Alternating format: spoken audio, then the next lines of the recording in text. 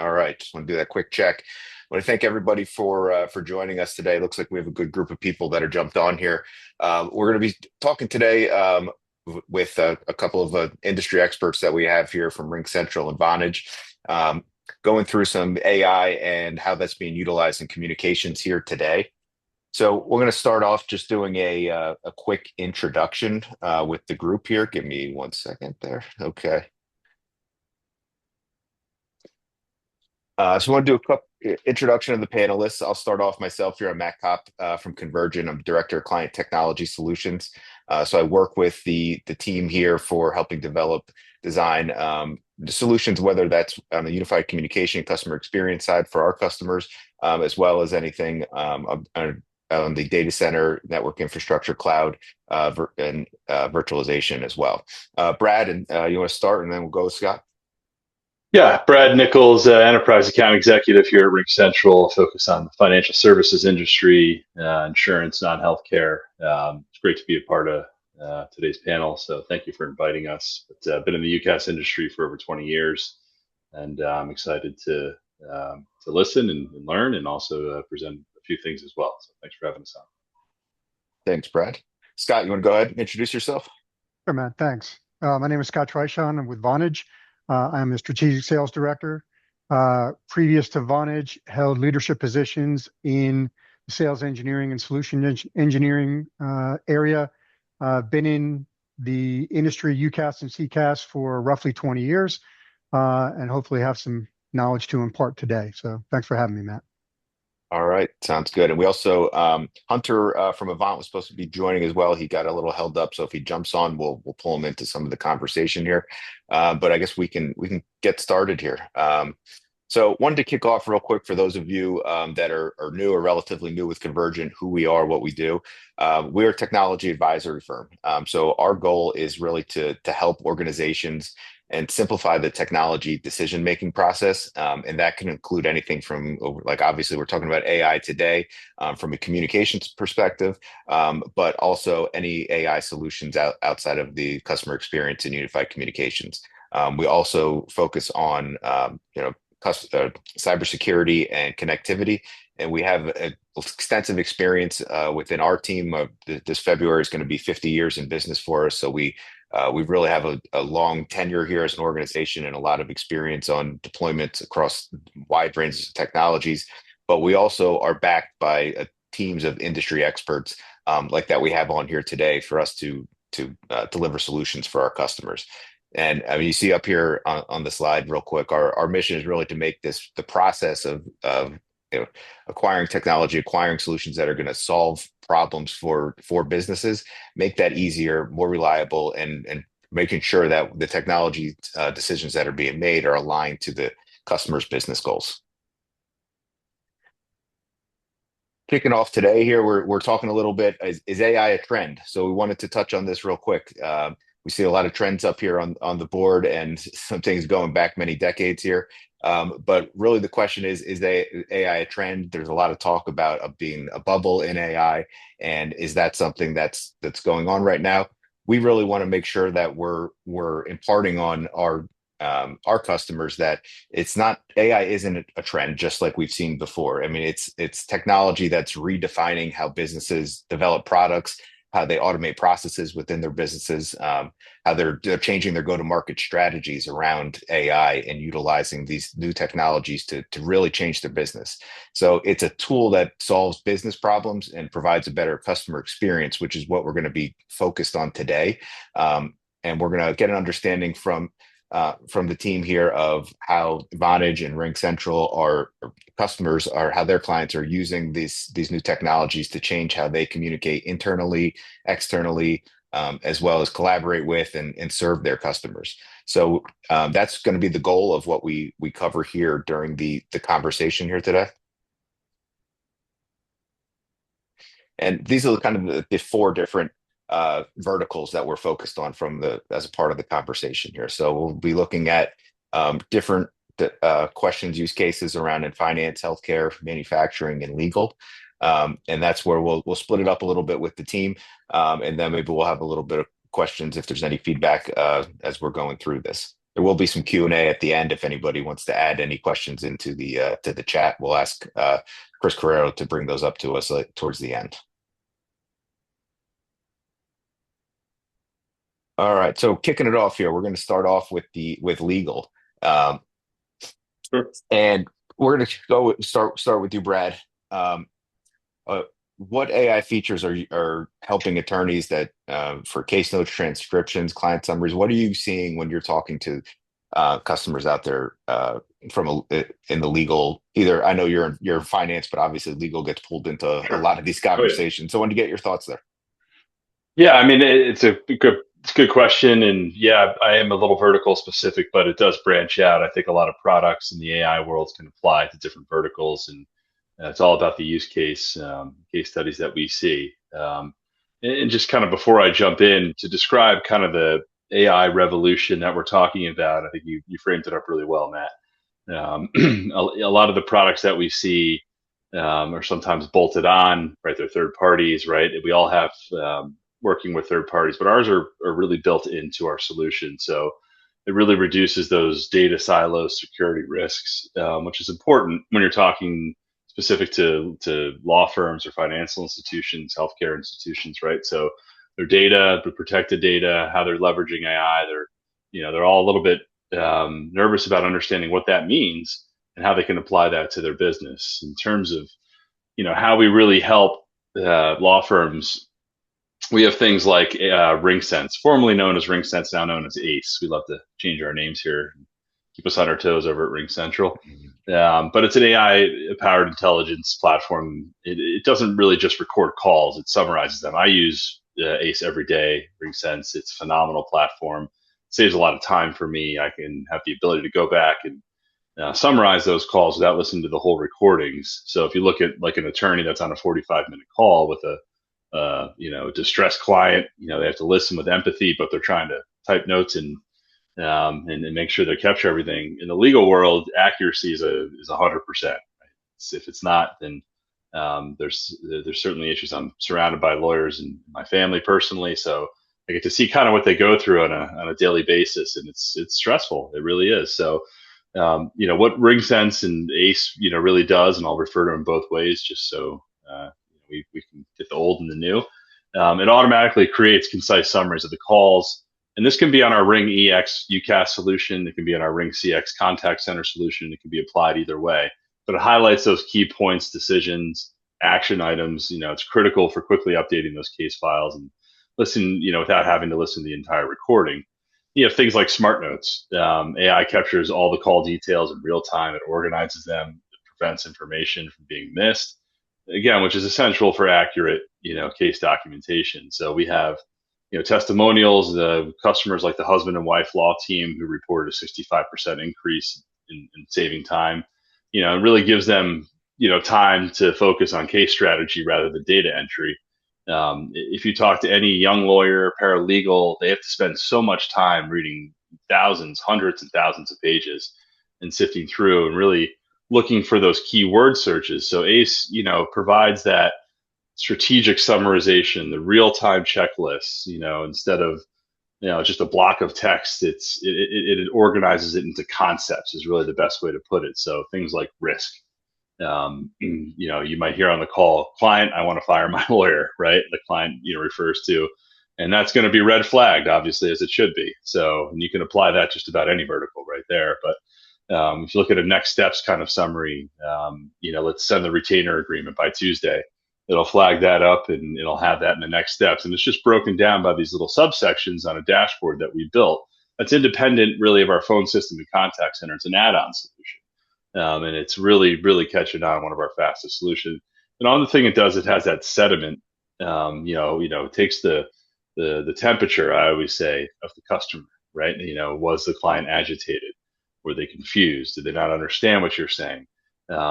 Sometimes, as you're, in the heat of the moment there, you're trying to, put your best foot forward, but you don't really get that, understanding of how the customer, the person on the other side really feels or understands. It is part of the job and us trying to understand that, but there's a lot to do, right? There's a lot to overlook there. So having that feedback when you go at the end of the call saying the customer seemed a little bit confused, they seemed a little bit agitated, at what point of the call, you can go back and examine, really where that was, where the call turned, I should say. So, and then being able to query, show me calls last month that mentioned medical malpractice or settlement, right? You can go and find those keyword searches, in the transcript again without having to dig through hours and hours of reading and reading. And so these things really, really have sped up and improved, increased productivity within the law firms. If you look at our intelligent virtual agents on that side, so more of those 1-800 lawyer type of, they have a front facing number that we see, on the commercials when we're watching football, baseball, basketball games all the time. And I love those commercials in Philadelphia. They're huge, so I love them. But you want to make sure those calls are getting routed to the right place, getting to the right person. And our, intelligent virtual agent, it's a 24/7 intake specialist. It's not just making sure calls get to the right place. It's taking information, and we're also, it's going to be built on what you want that IVA to say. How do you want it to be the front-facing number for your business? What type of information do you want it to intake? So that saves a step when having to get to a call center agent. It can get them more accurate information. And what does that do? We've all been passed around where you call into a number and then you got to repeat that information as you get transferred. You got to repeat that, so these IVAs really avoid that happening. And they're crucial. We help change the habits of our customers, right? So I think that's some of the challenges that I'm sure Scott has seen, I've seen, is that, and that as well is how do we change these habits and infuse AI and give them good data and give them an understanding of how this can actually really improve their business.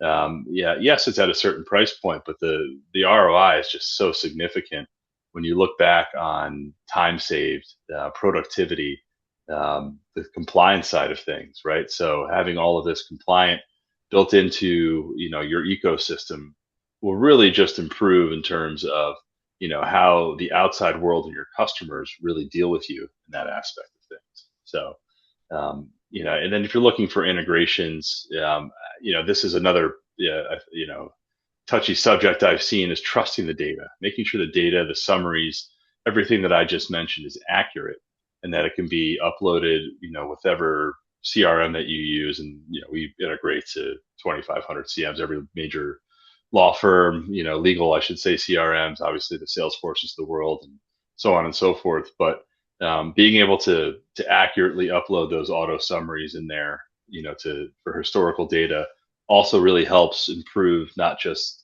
going back to read where the last point was that you were dealing with, maybe in that case or that summarization, but also speeding things up, making that customer experience a little bit better as well for historical data. So, changing your habits is part of what we do.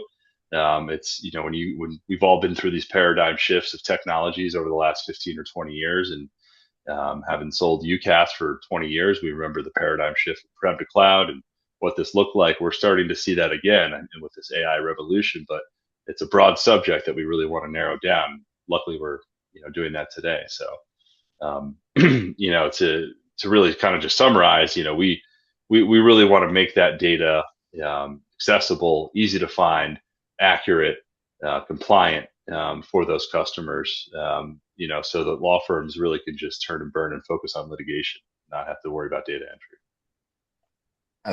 That makes sense, and I think just so you guys aren't the only ones that change your product names regularly. So it's industry wide. So don't worry about that. We're getting used to it at this point. But what you had mentioned there is kind of changing habits, changing procedures and business processes. That's something that we try and focus on early on in the conversations with our customers as well, because a lot of times people look at this, hey, it's a new phone system, it's a new contact center, but you're missing out on the huge amount of additional features, functionality that you're getting that's built into the solutions that we're talking about that can really change how the businesses operate and make it much more productive. So I think that was a good point there. Yep, absolutely. So I wanted to switch over here to Scott, talk through here with manufacturing.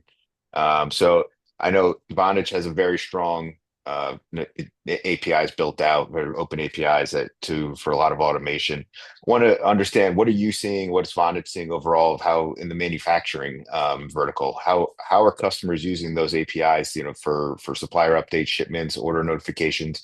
What is it that you're seeing as an organization that your customers are taking advantage of there? So what customers like about Vonage APIs are the fact that it allows for programmable messaging, voice, and workflow automation into their systems. So things like notifications for shipments, notifications for orders, things that allow for increased communication between the manufacturer and their customer, obviously are only going to be appreciated by their customers because it's providing information in a timely manner. The thing that we're seeing is that by allowing our APIs to enter into their platforms, it allows for a really varied communication strategy by manufacturing line, by marketing type, whatever it is that they're looking to do within their organization.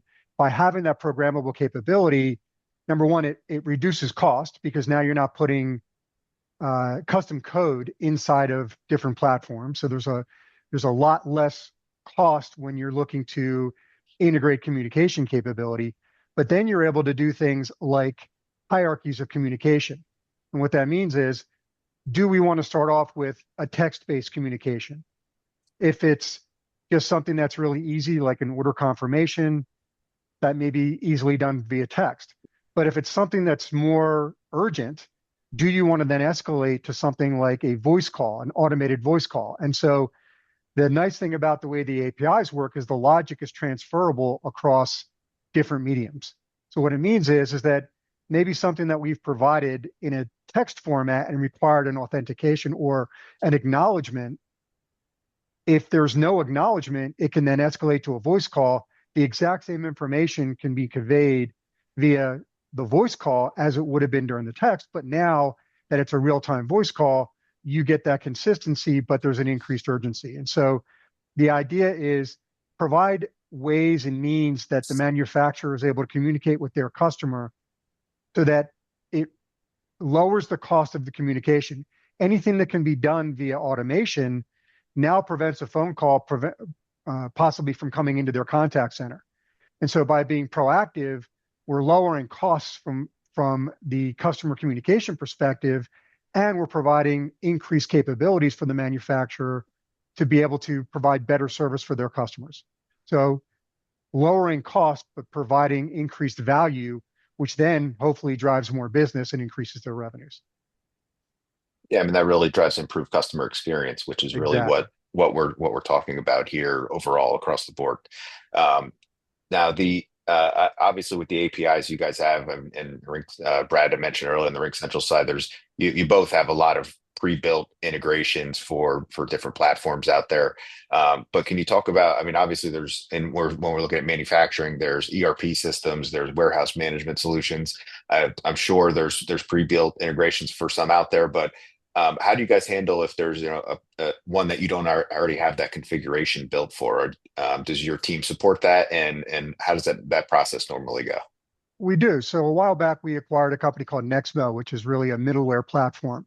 And what that allows us to do is to be able to connect to pretty much any ERP or CRM out there. And as Brad noted, most of our companies have integrated into a lot of the different CRM systems.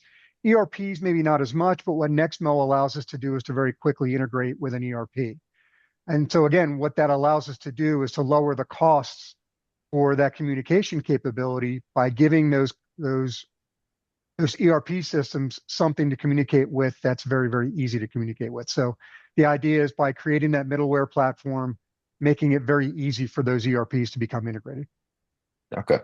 Yeah, I mean that's something that in the past when we were looking at on-premise traditional contact center solutions, to do those types of integrations was always a huge expense and a huge cost, and never, or not never, but a lot of times the projects never moved forward for that phase of it because of that additional cost and risk of doing it. Where having that middleware really takes the risk, or a lot of risk, out of the project. Then. Well, what we found is that it's a very pleasant surprise for a lot of CIOs and CTOs because right now, as Brad mentioned earlier, there's a lot of hype around AI. And so you initially had the C-level that is having a lot of fear of missing out. Oh my God, everybody else is implementing AI. What am I going to do in order to keep up? There's pressure from boards and CEOs to do something. What are you doing? But now I think the hype is starting to die down a little bit, and it's getting back to maybe a little bit more um, business as usual in that people are looking at what are the use cases that are going to provide the most ROI if I'm going to invest in AI. Initially, it was, oh my God, I have to do something. But now it's, how is this going to pay for itself? How does the business case work? And so for us, the Nexmo piece, that middleware piece, there's a recognition that, oh, this is not as expensive as I thought it was going to be. We can actually make this work from an ROI perspective because the cost to integrate is less and the value that we're providing our customers is enough to really make that business case work, usually within 18 months. Okay. Yeah, and that the ROI I think is originally we saw a lot of products right after after OpenAI and Chat GPT came out saying they were AI powered, AI enabled, but I think it was a lot of bolt-ons back then, and now things have really been built into the products, and it's a lot more native functionality, not just um, in the communication side of it that we're talking about today, but we have other partners that have pre-built productized AI solutions that weren't there a few years ago. So What we're also appreciate that. seeing, Matt, sorry to interrupt you, Oh but no, what we're go also ahead. seeing is a lot of the ERP companies are coming to us asking to implement our APIs as native parts of their platform. And so the ERPs are now offering that because I'm not sure if people are aware, but what the APIs allow us to do is to communicate with, we went to market with the 20 top mobile carriers in the world. You can communicate with customers no matter where they are. And so having that capability to extend your network, your ERP and CRM capabilities into the mobile world, pretty much anywhere your customers are, that's a huge benefit for the ERPs as well. And so a lot of them are coming to us asking, can they integrate us into their platforms? Sorry to interrupt you. Yeah, no problem. That's a big selling point for them they're all out there competing for business. So it's a great selling point for them to say they have these pre-built integrations, and it's going to help them communicate with their customers. And so looking next year, we're gonna get a little bit more into Scott's. I'm sorry, Brad's background here of his daily focus. So Scared us uh, both a little there. Yeah. So this is what we want to understand. Like this is the life you're living in finance every day. So Yeah. what are you seeing? How's AI giving better visibility or productivity, and how's that affecting customer satisfaction for what you're seeing at Ring Central? Yeah, I mean, we see it every day. The finance team, the enterprise team I'm part of is phenomenal. It really is. There's really amazing tenured reps here, great management. We really have it dialed in to understand. And it's a vast. There's sub verticals within that, right? You have banks, credit unions, mortgage lenders, investment firms, hedge funds, right? So they're all a little bit different in terms of customer satisfaction, but the one thing that you could say is, what gets measured is what gets managed when it's all said and done. So um, there's a massive blind spot, thousands of hours of conversation happening between advisors and clients, and you can apply that to just about any of the sub verticals that I mentioned there. And there's, stats like 30% of customers would consider switching to a new financial services institution after one bad experience. 71 expect that personalized interaction, and 76% get frustrated when it's not there. So when you look at 90% of the financial services customers, they say the service is just as important as the products and services that they're providing itself. So you really have to make sure that you're measuring that many which ways. And that, from the phone system side, the UCAS side, the CCAS side, it's really done in, litany of different ways. But what are the analytics that really help customers or help these institutions make the right decisions on how to move forward, and how to better improve their staff, improve the customer experience? And we have things like Ring Central's analytics solution. It's a fully customizable dashboard. It really empowers managers that have communications at the center of their everyday job: sales, customer support, training, so on and so forth. And it optimizes their team's performance with KPI tracking. So, what are the key performance indicators that you want to provide, and that are customizable to track the average handle time, first contact resolution. As you do performance benchmarking, do managers, have the ability to analyze conversations, behavior, comparing to advisors, performance, identities, identify the best practices, and spot coaching these like types of opportunities. So when you talk about coaching and training, this is one aspect I think that's really become a lot more important. And that's more of a contact center feature, I would say, than anything. Yeah. How do you provide that agent assist? How do you provide those key metrics or those key coaching abilities, where that could be pre-call, during the call, post-call, as we all have, and seeing those types of scenarios where, what's one of the biggest issues in any type of contact centers: agent turnover, agent coachability, making sure they're saying the right things, getting them to the phones fast enough so they can start answering calls. Because I have a client that focuses on benefits, and it takes them, they said, 12 weeks to get an agent to the call because it's so complicated. They have to learn not just the benefit side of the business, they also have to learn Salesforce. They also have to learn all the different software that is combined there. So how do you speed that up?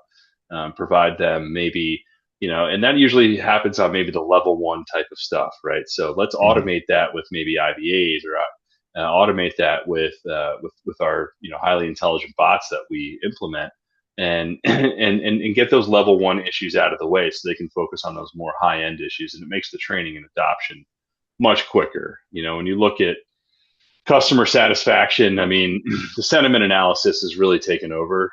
It's amazing on our end when it comes to our Ring CX platform, to our UCAS solutions, to our Ring Sense ACE solutions. Ava, is our AI receptionist. All these things can take the tone and analyze the emotional context, the interactions real time. It allows these advisors to adjust and approach, in and for the supervisors as well, to gain insights into real time analytics, real time calls, jumping in, making sure they can take over calls when they need to, having the ability to solve problems real time, being able to provide answers real time, with this coachability. So it reduces that churn, and it adds a lot of value from, an adoption usage type of thing. And then you look at, the quality management side of it. Most companies and managers really only can, look at 2% of the calls out of the 98, hundreds of interactions that they had. So again, with this quality management tools that we have built in, um, you can review all the keyword indicators. You can build special criteria, filters in terms of how you want data to be presented to you. It certainly red flags things very much in the same way it did in the legal world.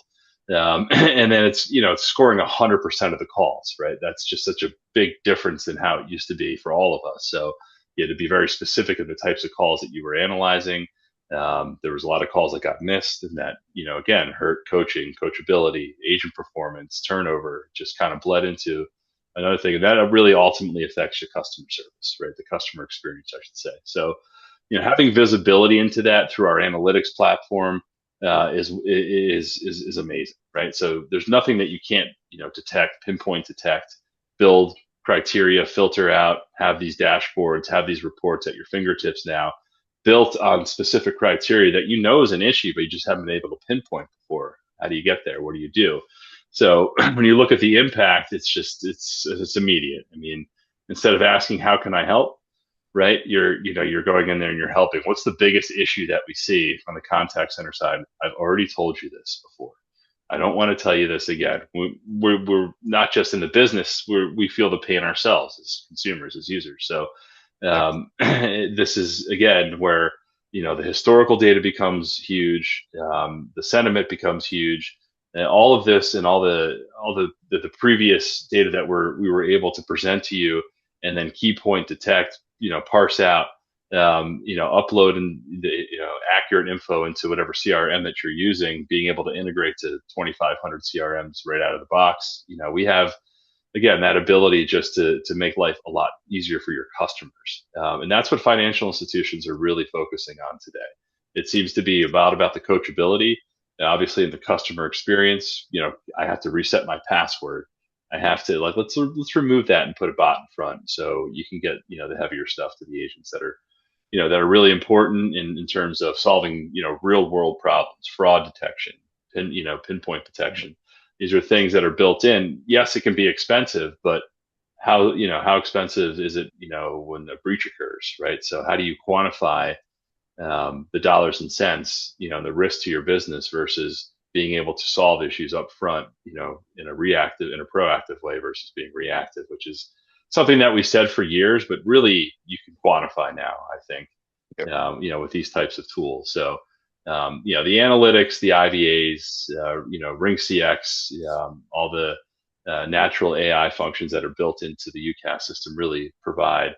And then you have, the add-ons, within that, within the contact center, that we've invested quite a lot of money in, and we will continue to invest in because we want to be, at the forefront of this revolution that we think is going to change how people do business. Yeah, it is definitely changing the way people do business, and I think that 2% number of the number of calls reviewed is really does show that how reactive it has traditionally been, and being Yeah. able to go from a 2% review rate and getting analysis on 100% of the phone calls, and really digging into the ones that are either a problem that needs to be addressed, whether that's with an employee or follow up with the customer, or going back and saying, hey, this is a great example of a call and that may have been missed in the past that you could share with a team and improve that experience overall. So I think that's Yeah. definitely a game changer compared to how things have traditionally been done.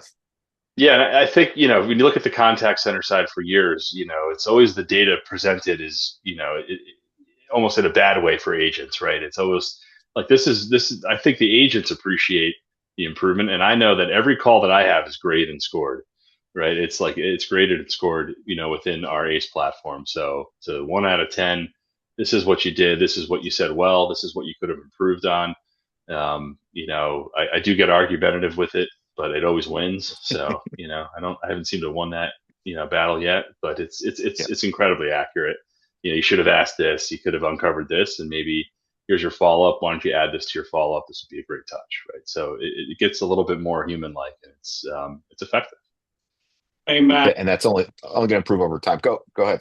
Yeah, I just want to jump in real quick. So one of the things, Brad, you did a good job of talking about the products inside of there. But one of the things that I get asked frequently on customer calls is, especially in the law, right? The law arena, law firms, a huge place to use artificial intelligence that I'm seeing in customer deals every single day are around mass tort or class action, right? They're getting a single DID that's getting fed hundreds of thousands of calls to find out if they are a potential person to be part of this class action of this mass tort.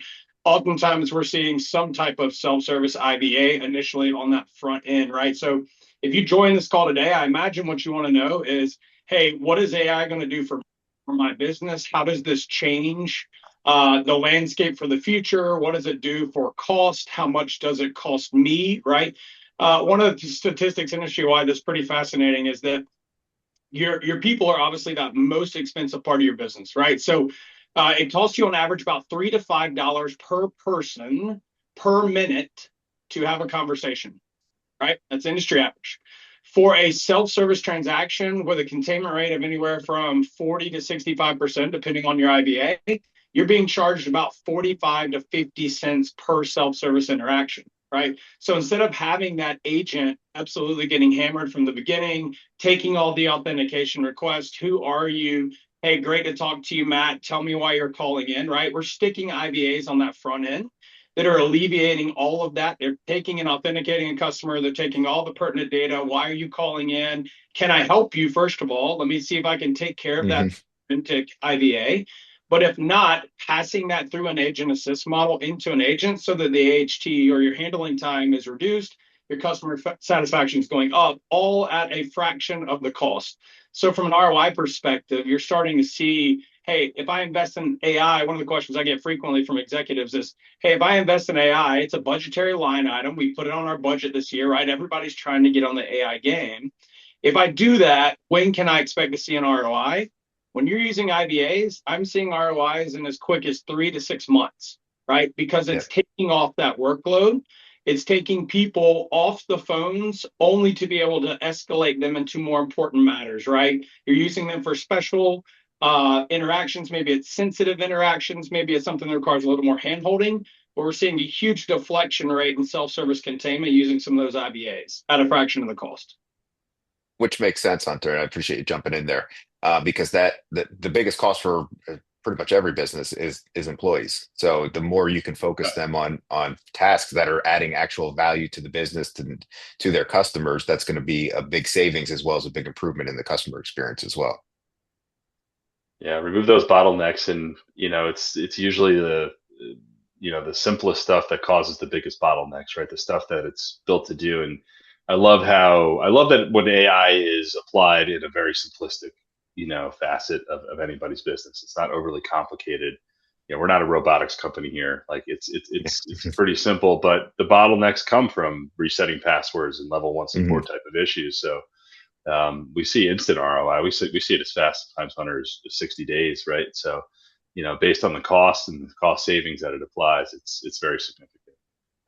Yep. It doesn't always go that smoothly during the sale. It takes a few iterations to get them turned around on it. But once they kind of see it and understand the value of it, it's impactful. Yeah. And there's a lot of it's quick to turn up because it's built to be simple compared to having to, and it's fully integrated. So it's not like it's a long deployment process for many of these tools that are out there. Yep, totally. Very easy to deploy. Learns your business too. It gets better over time. Yeah, exactly. It's like wine. Uh, Definitely like one. That'll Yeah, be one that we'll use for the next meeting. I have to save that yeah. that line there for you. There we go. Uh, so we're going to go back here to Scott on the healthcare side of it here. Obviously, there's I can imagine many different ways that organizations can use virtual agents and freed up staff, like we were just talking about. Can you talk through what you guys are seeing at Vonage? Sure. I think Hunter said it very, very well, right? It's using AI in order to take the repetitive tasks away from the agents so that there's a lower cost per transaction.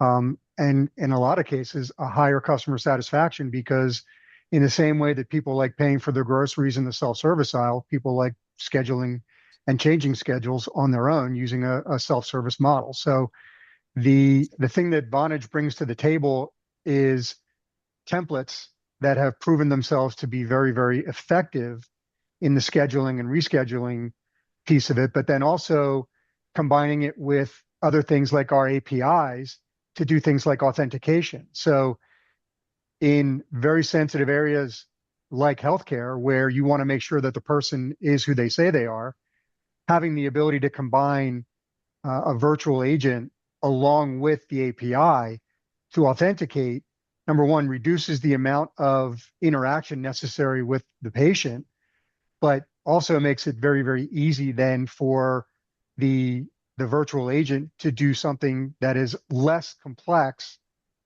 than maybe others are able to do. For instance, if the authentication piece can be done via your mobile, I can interrogate a mobile device and make sure that you are who you say you are by where you're normally live, and I can do that in an automated fashion.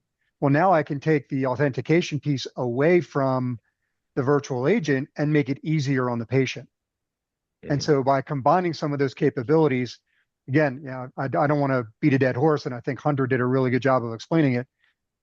Having the ability to take the repetitive tasks away from the agent and have more complex tasks presented to them for handling reduces your handling time, reduces your cost per transaction, and reduces your cost per minute per transaction. So, that's what we're seeing right now. Yeah, and Hunter, obviously you're seeing this not just with Vonage and Ring Central, but industry wide, and you're talking to customers every day from a more agnostic perspective.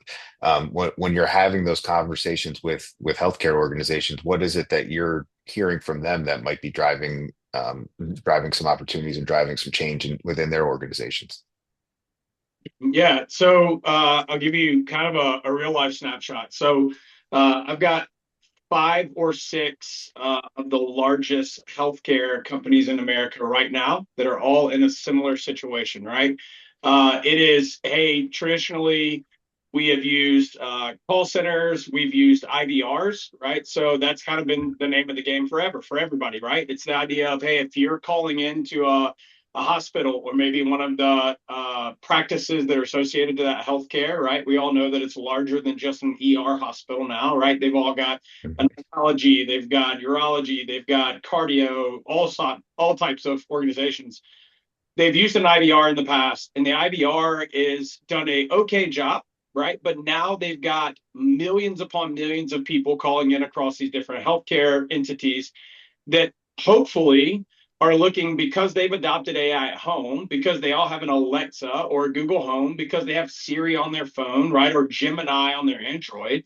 There's an expectation that when you call into any business of any sort of size, that you're not going to an IVR where you're pressing one to make an appointment, two to pay for your billing, three to get a hold of a doctor referral, four to reschedule an appointment.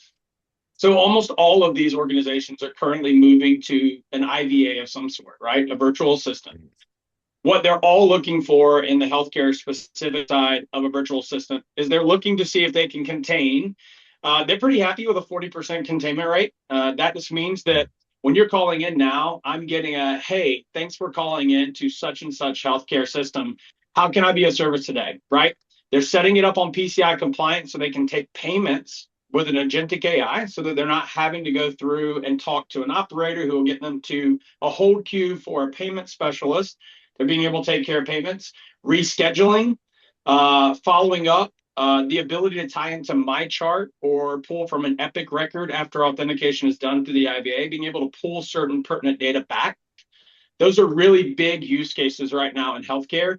The other piece of it that we tend to kind of overlook sometimes just because it's the way it's been done is the way it always is when you look at a lot of these contact center organizations that have hundreds upon hundreds of employees, both near shore and offshore, right? So follow the sun, BPOs. They need the ability to look at a workforce management tool. So oftentimes we're seeing, hey, I've got 2,000 to 4,000 agents, and I've got six people that their whole job is managing all of these schedules in a giant spreadsheet. I know that sounds crazy, but that is still where people are today, right? And so inside of healthcare, we're seeing a lot of the scheduling side, the back end scheduling of the employees. We're seeing that be taken care of with an IVA as well, right? Because when they see that the IVA can handle so much of that incoming traffic and self service it, they can ramp up or ramp down their staffing based on what that IBA is able to contain. Another good example in the healthcare system right now is I've got two that ironically have found out that the majority of their traffic that comes in on Monday mornings, right? I had one of these executives tell me recently, you know what? I realized that we had a customer interaction that said, hey, I have to work Monday through Friday to pay for the services and healthcare you guys provide to me. So not having somebody to answer my questions on the weekend is a bit of a problem, right? If you're in a clinic or some type of healthcare system where it's only working hours, right? 8 to 5, 8 to 6, and you work 8 to 5 or 8 to 6, oftentimes when you call in, it's going to be an after hours or it's going to be on the weekend, right? Which they consider after hours as well. So putting an IVA in that can both answer your appointment times, rescheduling, right? So you're not billed for a missed appointment on the weekend that you need to be able to handle for Monday morning. Being able to take a payment, being able to talk or converse via SMS as well, right? These IVAs only on the phone. It's not just a voice IVA. It's the ability to go omni-channel or be able to go back and forth as your customer demands on the technology channel they wish.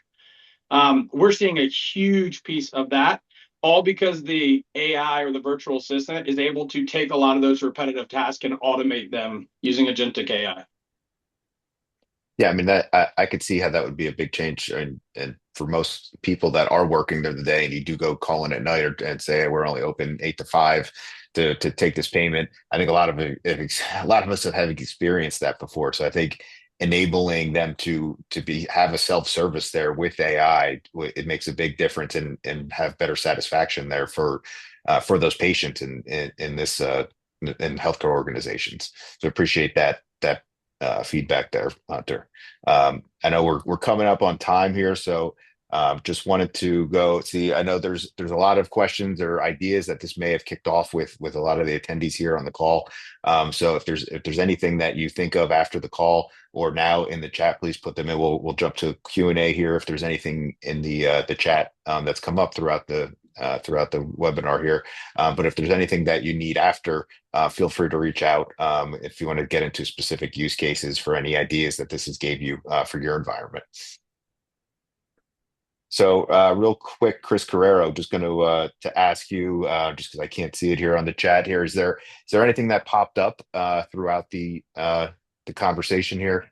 Is there any questions that we can ask for the group?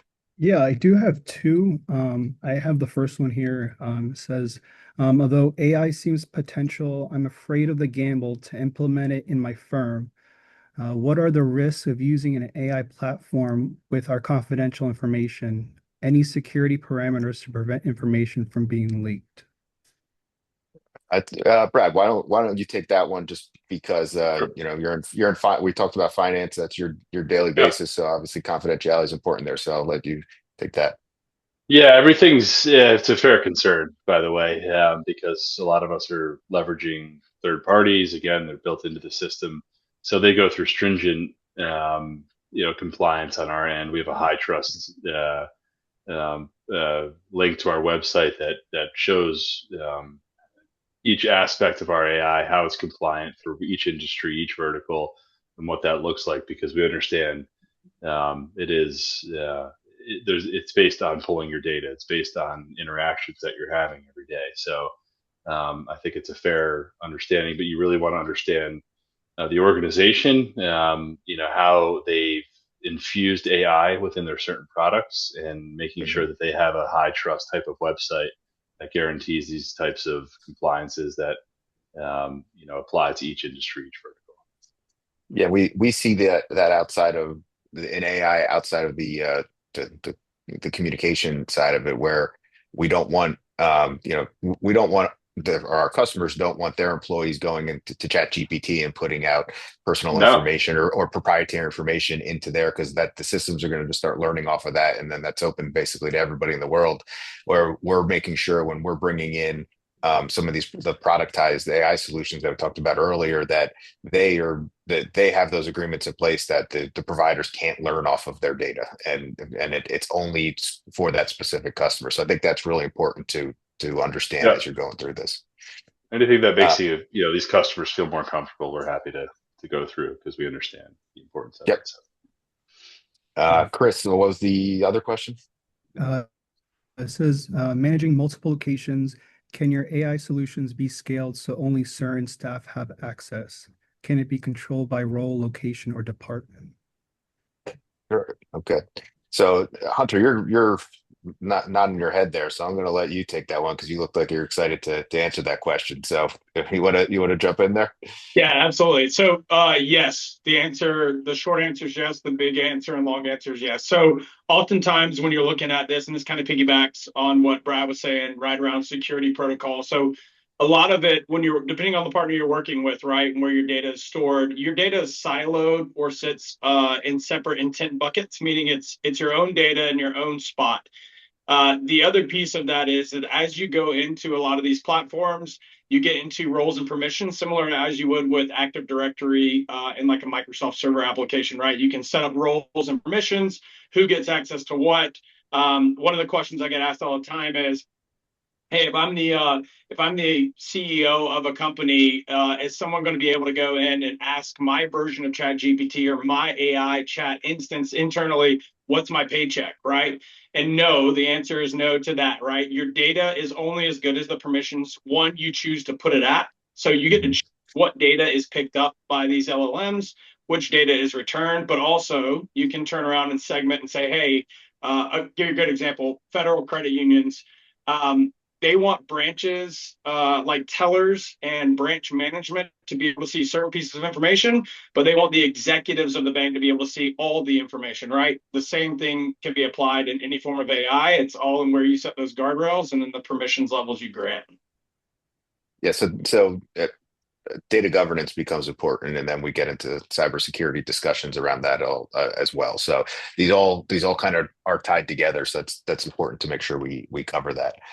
So I do want to say a quick thank you to the team here with Brad, Scott, and Hunter. Appreciate you guys jumping on here with us and answering these questions. And I thought it was a great conversation as we went through this here.